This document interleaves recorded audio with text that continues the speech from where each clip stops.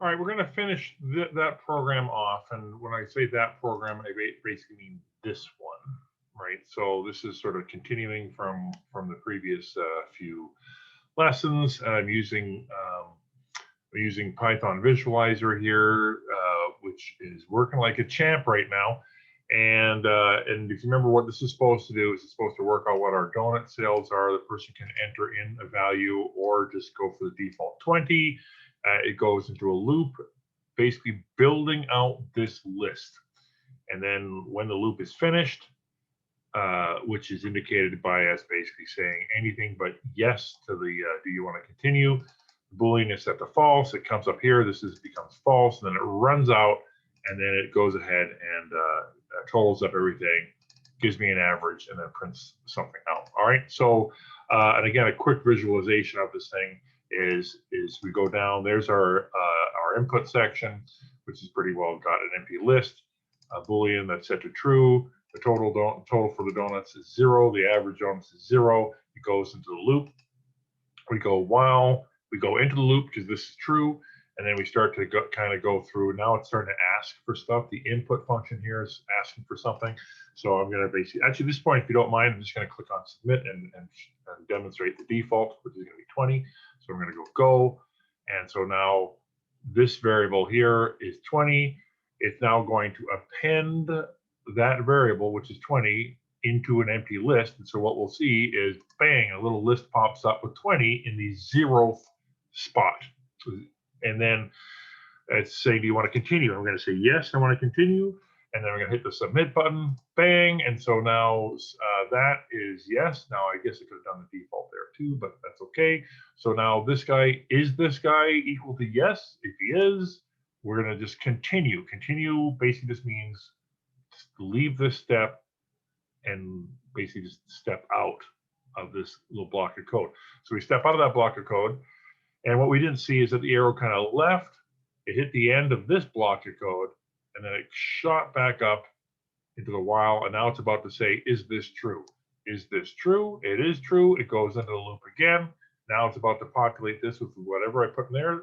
For giggles, it's going to put 40 in there. So I'm going to go 40. I hit the enter button. 40 is now the result of that variable. It's now going to append that variable, which is 40, to the end of that list, and we go, bang, it's now at the end of the list. And then we start to kind of go down the list. Do I want to continue? Nah, I'm not going to continue. So now it's going to say, hey, is this str continue equal to yes? It's not, so we're going to see it go into the else. We go else, and so now is this Boolean will be assigned false. It's assigned false. It comes up here and it says, is this true? It's not true. It falls out. It then starts to go into this loop.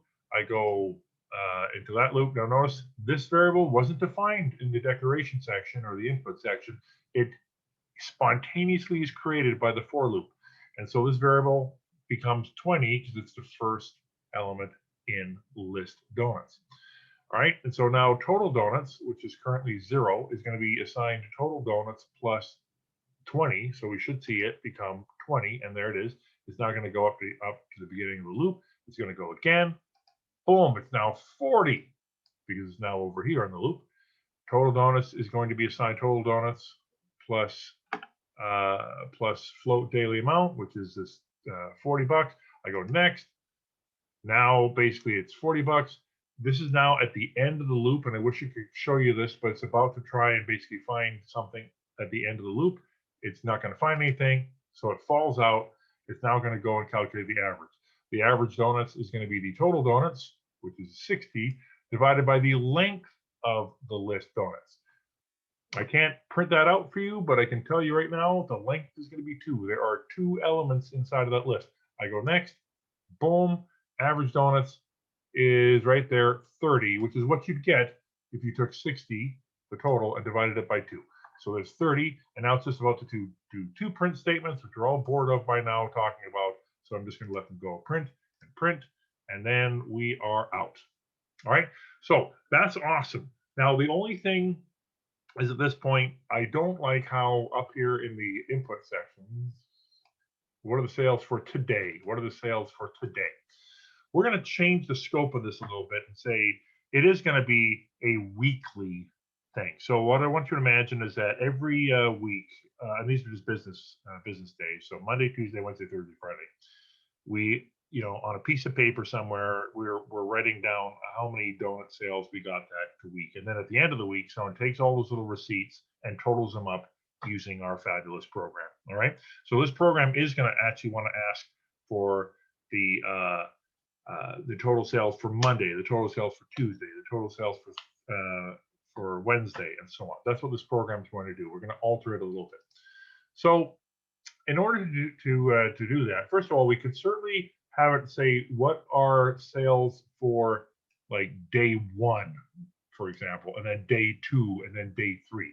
To do that, we just have to basically go day, and then probably at this point, I'd be tempted to use the concatenation operator there and basically add it to another a variable which I haven't defined yet, which is going to be a counter. It's fairly common in loops to see some kind of counter going. I'm going to go integer counter, which I'm going to assign 1. And then as we go into the loop, the integer counter is going to be assigned the integer counter plus 1, right? And again, if you're on the more Pythonic level, you're going to be thinking something to the effect of that, right? That would basically do the same thing. But again, I'm trying to teach the fundamentals class, so I'm going to leave it like that. But if you see code like this with those fancy operators, don't shy away from them. They're pretty cool. They're nice little shortcuts. All right. So, and then what I do is I put that int count into this dude here, and I go plus. Now, what's happening is that I'm starting to run out of space. I guess if I shrunk it a little bit, even then, I don't know. I don't think I have the ability to increase this space. So please remember that you always do have the that slash, the continuation character onto the next line. But I'm not going to do that. I'm just going to let it go. Because I'm just going to demonstrate this a little bit here. I'm going to go visualize. I'm going to go next, next, next. So this is building out my declaration section. Now my new variable here becomes 1. And oh, look, I'm already seeing my mistake. Look at that. It's going to become 1. The first thing it's going to do is it's going to add 1 to it. So now it's become, in fact, actually, it's not even going to let me do that because it's called int counter, not int count. So because of a runtime error, I'm going to have to go back into my little code here and make a change. First of all, I am going to keep int counter because I feel strongly that I don't want to have it called count. Second thing, I'm going to initialize it to 0. That'll fix my more logical problem that I had there. I'm going to go run again. Next, next, next, next, next. All right, so now it's 0. It's going to go in because this is true. And I'm just going to demonstrate the first little bit. It's going to go int counter is going to become 1. I'm going to do this. It's going to become 1. Now we'll see that the prompt is going to be int count not defined because you put it there too. That's right. All right. Good deal. You know, again, professional would edit this stuff out, but you know what? It's good to see the failures. All right. So now here it is. Int count counter, I should say, is 0. It gets added 1 to it. Now I'm going to see the prompt. And good point. Yeah, it's been a few days, by the way, since I did the last code. So I've been basically sitting by the pool for the last few days. Not really sitting by the pool, but I'm a little rusty. But this is a good point here. What it's saying is that this thing is an integer, and I've got it with strings. I have to have it be a string, not an integer. Now, if this was a nice compiler, it would actually fix that for me. But no, it's not going to do that. So you know what I'm going to do at this point now? Just to make sure everything sticks onto one line, I'm going to use a continuation character here. I'm going to push this back to here. I think actually I can indent it. I don't know. But anyway, I'm going to put this guy into a function that converts it to a string. And God help me, that should work. Okay, no, getting unexpected line, end of line thing. No, it's not going to do it. It's not going to let me do it. Okay, you know what? That's fine. That's fine. That's fine. It's okay. We'll just do that. Let's just do that. Help me out here. Let's close my shame and go next, next, next, next, next. There it is. Finally, that was a long way to go, but there's day 1. I'm going to just, I'm going to put in 20 bucks. I'm going to hit the submit. It's going back and it's going to do some processing. Do you want to continue? I sure do want to continue because I want to see that next one. I'm going to go back over here. Int counter now is about to become 2. There it is. Now the prompt day 2. So you can see that that would work. All right, I'm not going to do any more of that. That's fine. Now that's cool, but yuck, right? I don't want to do that. I want it to be Monday, Tuesday, Wednesday, Thursday, Friday. Well, how would I get that to happen? Well, the cool part is back up in W3 schools, they actually kind of give us an example right here of creating a list, not just a variable, it's a list, but actually the fancy word is instantiating it, but that's not what I'm looking for here. I don't know, defining it, populating it, whatever. They basically have created the variable and some values in it. So we could actually do that ourselves up here. In fact, actually, let's do this up here. I kind of set this up as a test area. So what I'm going to do is I'm going to call this thing a list weekdays. And it's not just going to be an empty list. No, no, no. Because if I just do an empty list, then what's going to happen is that guy creates an empty list. No, we're going to go a little bit further than that.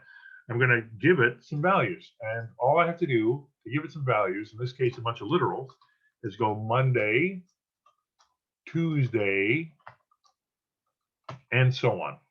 Okay, I'm not going to do the rest of the days of the week, but you can use your imagination, right? So now if I go and visualize the execution and I actually run that line, bang, it's got a list right at that moment. So that's kind of how that's going to work. And then you can tell that at 0, it's Monday, and list weeks days 1 is Tuesday. Now we can actually see that a little bit by a few print statements. I'm going to go print the list week days. So print just the whole list, but now I'm also going to go print list weekdays subscripted by 0 and print list weekdays subscripted by 1. And now if I just visualize this execution and I just fly off to the end there, what we can see, oh, you know, that's cheap. I was cheap. Let's do that again. So tell you what, we'll go right to the beginning.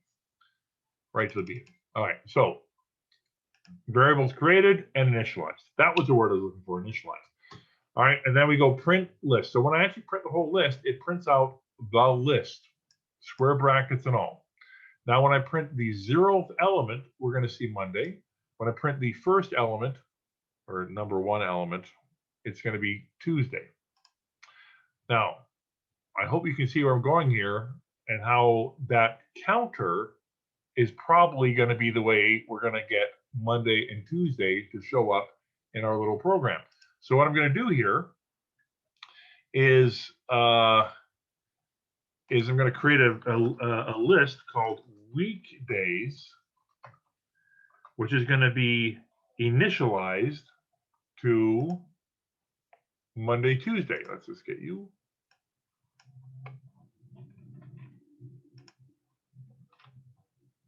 Okay, Monday, Tuesday.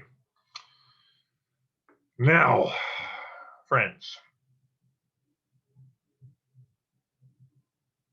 one of the things we could do, and I'm tempted to do here, is have the int counter be 0. All right. I'm going to keep it 0, but down here, I'm moving where I'm incrementing it. Okay, so the first thing I'm doing is I'm going to keep it 0. It's going to do all this processing, and if they want to continue, then, oh, actually, by the way, if they want to continue, then we're going to increment the counter, and then go to the next line. So that's one of the things we're going to do. All right, now that's cool. Now at this point, what I can imagine is day. So string int counter. We're not going to go string int counter. I'm actually going to create a quick variable here, which is going to be a string day, which is currently going to be assigned to nothing. All right, and then over here, I'm going to populate that variable. String day is assigned list weekdays subscripted by our counter. So the first time through, the counter is 0, so we're going to pick up,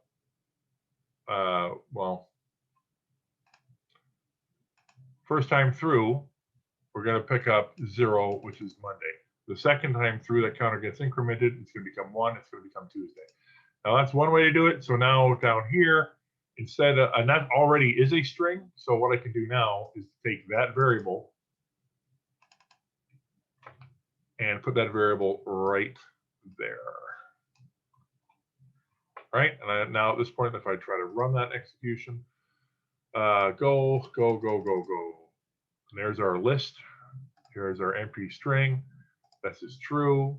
It's now going to get the 0th element of that list, which should be Monday. So there's Monday. What are sales? What are sales for day Monday? Okay, a little bit of effort probably in making this sound a little bit more human, but other than that, that's not bad. I'm going to go, and we're going to go 20. I'm going to go submit. Good. Next. Do you want to continue? I sure do. Let's continue. I'm going to submit. And we're going to go down the list again. So we're just there. By the way, the counter just got incremented. So the counter is now 1. So we're going to be trying to aim at that part of the list. We go up here, string day. It's going to look for the list at number 1. So this should become Tuesday. And it does. Thank you, science. Go 40. I hit the submit button. Bang. And now I got that part done. And I can just go, you want to continue? I'm going to go, yes. Actually, if I went no, then the program would work just fine. But watch what happens when I go yes. Yes. So this is an important lesson. So I'm going to continue my merry way. Int counter is about to become 2. So we're about to do this now. We're about to go to the list of weeks incremented by 2. Or sorry, subscripted by 2. There is nothing there. And watch what happens. Bang. We get an error. Now, we will be spending time on trying to work through some errors, and we'll probably end up revisiting a lot of themes to that. You know, we've already seen some errors already, like, you know, obviously we just saw one concatenating integers to strings. But this is a pretty important one. We're basically asking for an element in a list that's not there. Now, we could skip ahead and deal with some error processing. But we actually don't have to do that. We could simplify this program quite a bit if I just kind of change the idea here. And instead of having this whole loop and let the user enter in as many days as they want, if I already know how many days there's going to be, why don't I have this list driving the loop? Very similar to how I have this list driving this loop, right? Why not? So there's going to be a little bit of editing going on here. This, you know, you might want to definitely pause and do what you can to catch up. But here's the deal. What I'm going to say to you guys is that maybe I could get these 2 steps done at once. I tell you what, you know what I'm going to do? I'm going to copy all this and I'm going to throw it into the other visualizer. That's what I'm going to do so we can compare afterwards. All right, so what I'm going to do is I'm going to say for S string day is in list weekdays. Now, you know what that does? That takes out that. It lets me do this. It lets me do this. It lets me, in fact, it lets me do everything. But now the cool part is I don't even need to continue and I don't even need the counter. Boom, all that goes away. Right? So what I'm saying here is I don't need that. I don't need the counter. And I don't even need the continue. I'm pretty sure I got this. This would have been good to test out in advance, but you know, you guys have known me enough now to know I don't do that. So I'm just going to go through and see how this works. All right, so there it is. There's my list, Monday, Tuesday. We're going to go in and get the sales. First of all, str day doesn't exist yet. If we go one step forward in time, bang, str day is now Monday. My prompt is working just great. What are sales for day Monday? So now I'm going to put in an amount. I'm going to put in like 30, we'll say. I'm going to hit the enter button. And it's now going to append the 30 to this empty list up here. Boom, there it goes. It's going to say, do you want to continue? Completely useless prompt because it doesn't really matter what I say at this point. You know, why are you even asking me? Because it doesn't even matter, because now what happens is we go back up to the top, because the for loop is controlling me going through this loop. So watch what happens. What is S day now as I move forward in time? So it was Monday. As I go forward, it becomes Tuesday. What are sales for day Tuesday? I'm going to enter in another value. I'm going to go 40. I'm going to hit the enter button. It's going to take 40 and stick it at the end of that loop. I'm going to go. There's 40, and that's awesome. And now it's going to ask me if I want to continue, which again, it doesn't really matter, because you know what's going to happen. It's going to go up here. Remember, it's going to look now for the next element in this loop, the for loop is, and it's going to say there's nothing. And it's going to come down here now and start doing that processing, where it's going to start going through this list and start to add those guys up. So total donuts is currently 0. We grab the first value, it's now 30. We grab the next value, which is the one, by the way, it's float daily sales amount. This guy here, 40. Becomes 70, and now it hits the end, and out it goes. There's my average donuts. It does that calculation. Go. So this was actually not a bad program, except you know what? I didn't need to have that. You want to continue, because the loops are going to control continue. And now what I can do is I can do this: Wednesday, Thursday,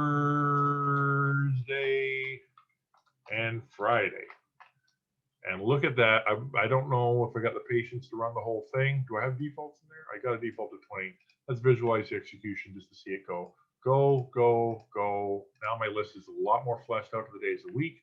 We're going to go str is the first is list weekday. So str becomes Monday. I'll take whatever. And now it's about to get appended. There's 20. Tuesday. Wednesday, Thursday, Friday. Now we're out. Got my wonderful 20s. And now I can go through here and just do my calculation as it goes through. Average out and out. Okay, so that's pretty cool. There's only one other change I would want to make to this program. Well, not only, there's probably quite a few, but there's one big change I'd want to make to this program. And that was actually from the textbook. So let me just fly off to the textbook for a second, and I'm probably going to have to log in too now as I think about it, because it's been a while since I've been here.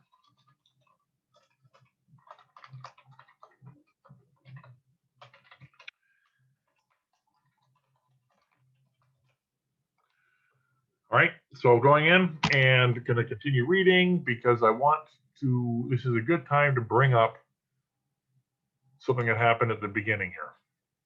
So we've been working with lists, which are, it says ordered. I can talk about that maybe in another lecture, but ordered changeable sequence of items. Do you notice that the list, as we saw it being built out, this list isn't being changed, but this one is, right? Boom. We can kind of see it being changed. Stuff is being added to it. It's being appended to it, right? So it is actually being changed. It's another word for that, by the way, is mutable, and that's the word that Python would use. It's mutable, all right? Also, of course, duplicates are allowed. But here's something interesting. There is something out there called a tuple or tuple. All right, there is something called a tuple or tuple. Now, word of advice, if you have a list, if you're using something called a list and you aren't actually changing anything, so in this case, there's no opportunity here for me to change the days of the week so far, right? I mean, you could argue I could change the program a little bit and make it that way, but let's just assume that we're never going to change this. Another common example, by the way, for this would be like months of the year, right? What I could do here, for example, like, Thursday is always going to be spelled Thursday, and there is no, I wish there wasn't, sometimes I do wish there's an extra day, not so much in the work week, but in the weekend. But anyway, I could change this thing, and it's going to be a tuple. Now watch what happens when I run it. So again, those are round brackets and those are square brackets. So we get our empty list and we go down And this guy is no longer a list, it's a tuple. It looks almost exactly the same, but believe it or not, it's going to run a titch faster because it is not, there's no processing involved here. It's immutable. It just sort of sits in memory. And so I may talk about this more later, but for now, I'm just going to say that for values, list of values that are not going to change at all, like at the beginning of the program what it's going to be, it's not going to change throughout the length of the program. It would do your memory good to basically define it as a tuple with the curved brackets. If you know it's going to be mutable like crazy, then you're going to use square brackets. And I think that's really all I want to do now with this program. I think this program is good to go. We got some cool stuff. So just as a quick aside, it is totally possible I could have, and I wanted to, just taken line 11 and shoved it right into this loop. I mean, why not, right? I mean, I'm sort of appending the values, but then what I could do at this point is also add the donut sales right at that moment, probably to that variable. So I do know that, but what I'm trying to do here is, again, I want you to imagine slightly more complicated processing. In this case, we've got our input section, but this is also to some degree kind of part of the input section. Then this is kind of like the processing section, and this is a much more obvious output section. Okay, so that was fun. So so that was your sort of great introduction to lists and a little bit of an introduction to tuples. Immutable, unchangeable list of values. That's the key. And we'll be looking at a couple of those other complex ones as we go. But I think I might do one more video on some of the more complicated things you can actually do with lists, because there is at least one more thing I do want to talk about with lists. All right, so we're done for this one.